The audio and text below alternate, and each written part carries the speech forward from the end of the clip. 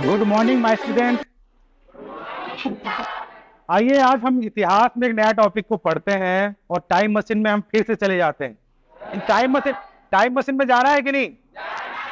क्योंकि मैं मानता हूँ कि इतिहास का जो टॉपिक है, इतिहास का जो सब्जेक्ट है, उसमें टाइम मशीन में हमको जाना है। हमको ये दुनिया में, ये समय में नहीं जाना, हमको पिछली दुनिया में जाना है टाइम मशीन में। तो चार लोग यहाँ आ जाइए तुरंत टाइम मशीन में जाने के लिए। देखिए हमारे पास टाइम मशीन में कहाँ जाना चाहती हैं आप?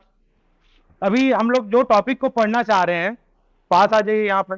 किस टॉपिक को पढ़ना चाह रहे हैं उसमें हम लोग टाइम मशीन में जाना चाहेंगे आप? Yes sir. तो हम इब्न बतूता के बारे में जानेंगे टाइम मशीन में। इब्न बतूता जब थे वो 30 साल तक विश्व भ्रमण किए, और इब्न बतूता को ही आज हम इस टॉपिक में पढ़ने वाले हैं और टाइम मशीन में जाना चाहेंगे। Yes sir. तो देखिए टाइम मशीन।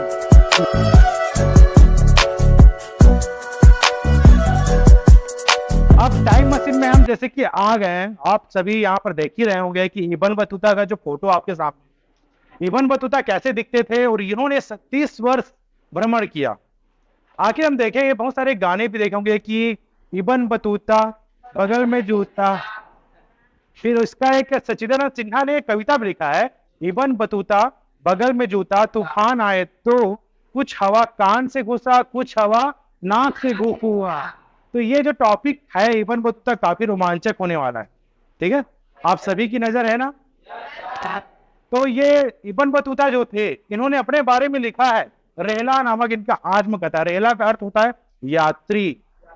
रहला इन्होंने एक ग्रंथ लिखा, इसका नाम का अर्थ होता है यात्री। इन्होंने बोला कि मैं जब 22 साल का था और मेरा जन्म मोरक्को देश के तेंजियर में हुआ है। उन्होंने हूबहू लिखा है रहला में कि मैं जब 1304 में 24 फरवरी 1304 में मेरा जन्म हुआ था मोरक्को में। अफ्रीका महाद्वीप का एक देश है मोरक्को। मोरक्को में एक शहर है तेंजियर, वहां उनका जन्म हुआ है। और जब जन्म होने के बाद 22 साल के जैसे हुए तो उनकी इच्छा थी कि जितने पुण्य स्थल हैं, पवित्र स्थल है, उसका भ्रमण करने का। हुए थे पैदा अमीर घर में, मगर उनका शौक था विश्व भ्रमण करने का। विश्व भ्रमण करने के लिए वो निकल पड़े, मक्का गए, मदीना गए, अफ्रीकाई देश गए। इसके अलावा भारत की ओर भी आने लगे। भारत के बारे में बहुत सुना हुआ था उन्होंने। और ये जो आए इब्न बतूता, 1304 में इनका जन्म हुआ था। कब हुआ था जन्म? 24 फरवरी 1304 में इनका जन्म हुआ था। और ये भारत आते हैं। अपने परिवार के प्रति इनको मोह था, मगर एक दृढ़ निश्चय था उनके अंदर कि मैं विश्व भ्रमण करने के लिए निकला हूं और मैं विश्व भ्रमण करके ही वापस आऊंगा अपने देश, अपना शहर। शहर का नाम क्या था? तेंजियर। तेंजियर था शहर का नाम। तो ये इन्होंने लिखा। अब देखते हैं कि इनका जन्म के बारे में देखा गया है कि इनके जो परिवार थे, इनके परिवार में सब गाजी बने थे। काजी, काजी का अर्थ क्या होता है? न्यायाधीश। इनके परिवार में सभी न्यायाधीश थे और ये चाहते थे कि मैं विश्व भ्रमण करूं। वो पुस्तक को पढ़ना पसंद नहीं करते थे, वो पुस्तक के रूप में हकीकत में जाना, घूमना फिरना पसंद करते थे। ठीक है, समझ में आ रहा है कि नहीं? अब यहां पर होता यह है कि जब वो 1333 में मुल्तान के रास्ते सिंध पहुंचते हैं और मार्च 1334 में दिल्ली पहुंचते हैं। दिल्ली कब पहुंचे? मार्च 1334 में। उन्होंने बताया कि मुल्तान से दिल्ली का जो सफर है 40 दिन में होता है। ये जो सफर है 40 दिन का लगता है। और वो जब मुल्तान का जब सफर करता रहता है तो काफिले में करता है। काफिले में करते समय वहां पर डकैतों के द्वारा उन पर हमला किया जाता है। बहुत लोग मारे गए, मगर वो बहुत बुरी तरह से जख्मी हो जाते हैं, घायल हो जाते हैं। और घायल के रूप में वो दिल्ली पहुंचते हैं, क्योंकि दिल्ली के बारे में बहुत सुना हुआ था।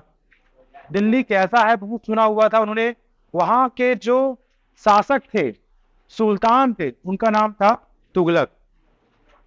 मोहम्मद तुगलक थे, जिनको हम जानते हैं कि पागल बादशाह के रूप में। यहां पर जब इब्न बतूता अपने मक्का मदीना अफ्रीका होते हुए वो पहुंचे कहाँ, दिल्ली आ गए। तो दिल्ली जब आए तो न्यायाधीश जो सुल्तान था उसके प्रति उनका अथाह विश्वास था। कैसे विश्वास था? उनको उनको लगता यह था कि यहाँ का दिल्ली का जो सुल्तान है नर्म दिल वाला है, दयालु है। कौन? पागल बादशाह मोहम्मद बिन तुगलक। नाम क्या है? मोहम्मद बिन तुगलक। मोहम्मद बिन तुगलक नाम है, पागल बादशाह है ये। और इनके न्याय पर काफी विश्वास था इब्न बतूता को। वो जब आए तो जो वहां का सुल्तान था उनको किस उपाधि से अलंकृत करता? अजीज। आपको कुछ खाने पीने के जब चीज मिलता है तो मुझे बहुत अजीज लगा, उर्दू वर्ड है अजीज। आप सभी जानते हैं कि इब्न बतूता का जो ग्रंथ था वह किस भाषा के लिखा गया था?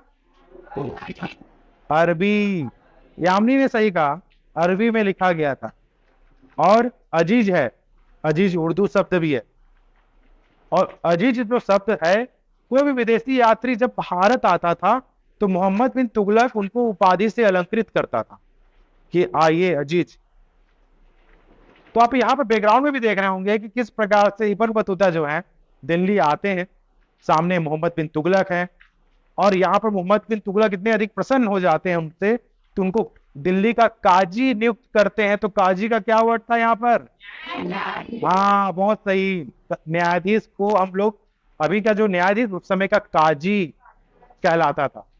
तो 8 वर्ष तक इब्न बतूता दिल्ली का काजी नियुक्त हो गया, मगर एक षड्यंत्र का शिकार हो जाता है। क्या होता है? मोहम्मद बिन तुगलक जो है एक सूफी गुरु को अपने दरबार में हाजिर होने के लिए बुलाते हैं। एक बार 2 बार बुलाते हैं, मगर वो जो सूफी संत है दरबार में नहीं आ पाता। तो क्या करते हैं मोहम्मद बिन तुगलक? उनका सर कलम करवा देते हैं कि मेरी आदेशों का तौहीन किया है। और होता यह है कि जितने भी उसके साथी रहते हैं सबका नोट होता है कि कौन कौन सूफी संत के साथ रूबरू था, कौन उनके साथी था। तो उसमें एक नाम आता है इब्न बतूता का भी, इब्न बतूता का भी नाम आता है। अब इब्न बतूता 3 महीने के लिए कारावास में चला जाता है और सोचता है कि अब मेरा नंबर आ गया, अल्लाह शायद मेरा नंबर आ गया। उसको डर था कि अब मैं जाओ, जिसके बारे में उन्होंने बताया कि मोहम्मद बिन तुगलक जो है दयालु भी हैं, मगर एक व्यक्तित्व होने के साथ विरोधाभासी भी है।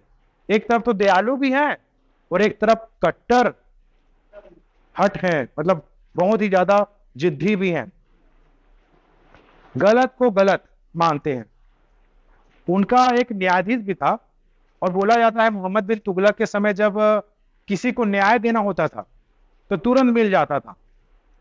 और जब सुल्तान जो है मोहम्मद बिन तुगलक अगर कोई गलती करता है, किसी प्रकार की गलती किया होता है, तो अपने आप को सजा देता है, न्यायाधीश के पास चला जाता है। और एक इब्न बतूता ने ये अपने बुक में लिखा है कि एक बार अपनी गलती के लिए उन्होंने 24 कोरे अपने शरीर पर मारा भी था। एक सुल्तान जो अपनी गलती के कारण खुद भी सजा आम आदमी की तरह अपने आप को देता है, और वो क्या करता है? छोटी छोटी सजा के लिए सजाए मौत। मोहम्मद बिन तुगलक तो उससे डरा भी करते थे प्रजा लोग। खुश है तो सुल्तान बहुत खुश, दुखी है तो सूली पर। अगर गुनाहगार बोला कि मैं गुनाहगार नहीं हूं तो उसको काट काट के मारा जाता था तकलीफ से। इस कारण कोई गुनाहगार अपने आप को गुनाह मतलब शरीफ नहीं बोलता। मृत्युदंड तो जी मृत्युदंड, आसानी से मर जाऊं। इसी चीज से इब्न बतूता डरा हुआ था। दिल्ली का काजी 8 साल के रहा, 3 महीने का वो कारावास भी रहा, मगर डर था उसको 3 महीना क्या 4था महीना में टिक पाऊंगा। उसी बीच 1341 में क्या होता है? चीन का एक राजा होता है तैमूर, जिसको तैमून बोला गया है। तैमूर तो अलग है। तैमून चीन का एक राजा अपना राजदूत भेजता है मोहम्मद बिन तुगलक के पास। ये जो मैं आपको बता रहा हूं सब रेहला में दिया हुआ। प्रश्न पूछेगा इब्न बतूता ने भारत के शासकों के बारे में क्या बताया, तो आप बता सकते हैं मोहम्मद बिन तुगलक के बारे में काफी अच्छा बताया, उन्होंने न्यायप्रिय भी थे और एक तरफ तो उनको हठधर्मी भी बोला गया।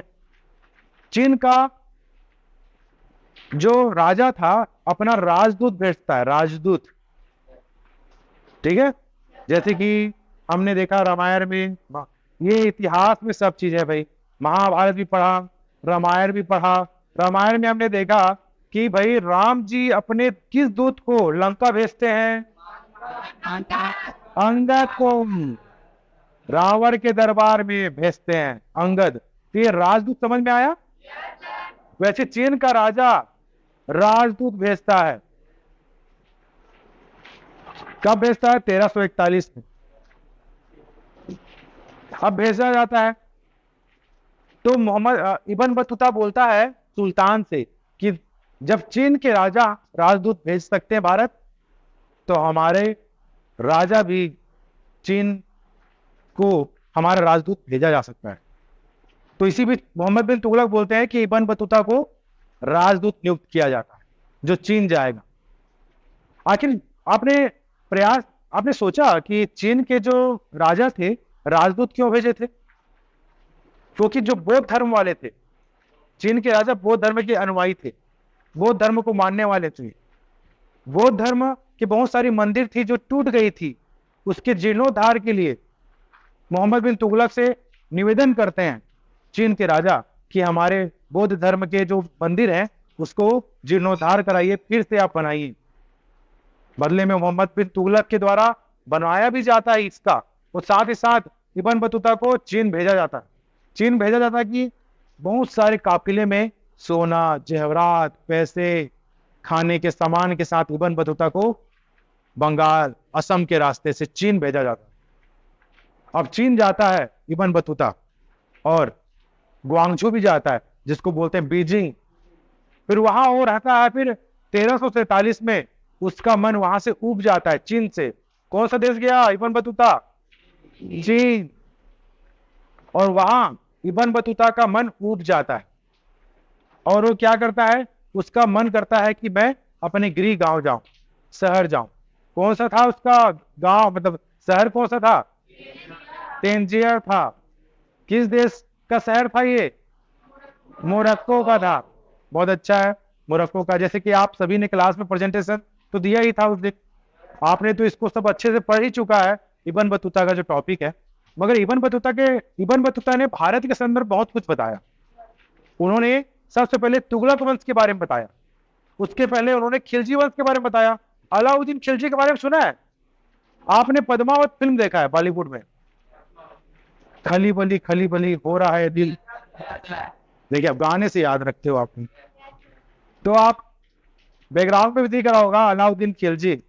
अलाउद्दीन खिलजी के 5 पुत्र थे, उसमें से एक पुत्र जो था कुतुबुद्दीन मुबारक खिलजी, नाम याद रखिएगा, कुतुबुद्दीन मुबारक खिलजी।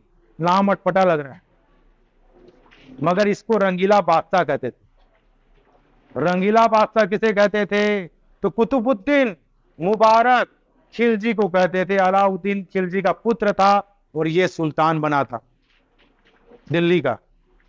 और इसने देवगिरी के राजा जिसका नाम था हरपाल सिंह को परास्त किया था, हरा दिया था, और उसके बॉडी के अंदर, शरीर के अंदर भूसा भर दिया था कि सब गुजरात में किसी प्रकार का विद्रोह मत हो।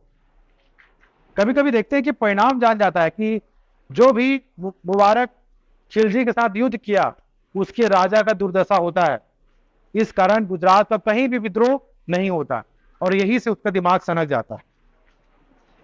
किसका? मुबारक खिलजी का। और मुबारक खिलजी क्या करता है? बहुत सारी चीजें हैं।